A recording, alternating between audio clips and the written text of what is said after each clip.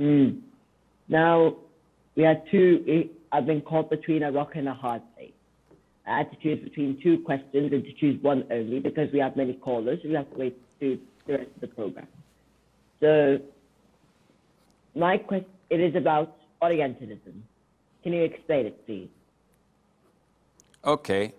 I'm not very well versed in such Orientalists, and they are people from the West with Christian background, generally speaking, or Jewish background, who study Islam, history, the different sciences, and what's happening in the Middle East, and they put their own views and spices over that. These are the Orientalists, or I don't know how they pronounce it. And some of them may academically produce something that is beneficial, knowingly or unknowingly. But the vast majority of them usually put the poison in the food, where people consume it not knowing that it's harmful for them.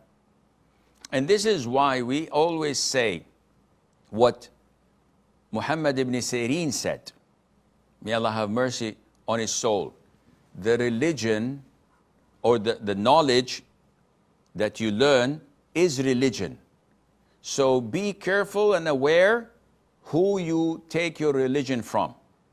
If I want to study the sciences of hadith or fiqh or tafsir or aqidah, these are all sciences of knowledge that are branches of the religion of Islam.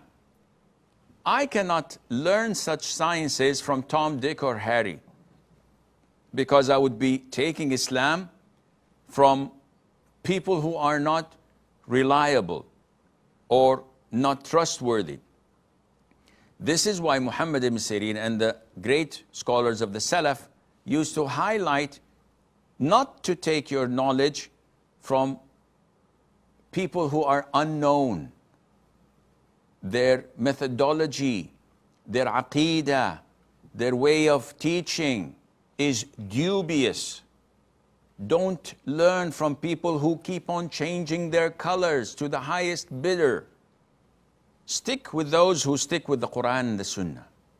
Stick with those who are humble, down to earth, who always point to the great scholars of Islam and quote the great scholars of Islam.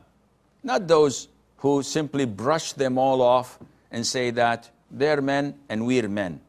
I could stand and debate anyone. I could do this, I could do that. Such arrogance and prejudice, you cannot learn Islam from such people, or from people who speak without knowledge, or people who've been exposed hundreds of times for their mistakes in aqidah, in misquoting things. So this is why you do not need such Orientalists to look into their books or to their work, because we have much more bigger fish to fry. We have lots and lots more important things on our plates. We have the Quran from the Salaf. We have the Aqidah. We have the fiqh. We have all these beautiful sciences from our respected, trustworthy scholars. Why do we need these guys? We don't. And it is as simple as that, and Allah knows best.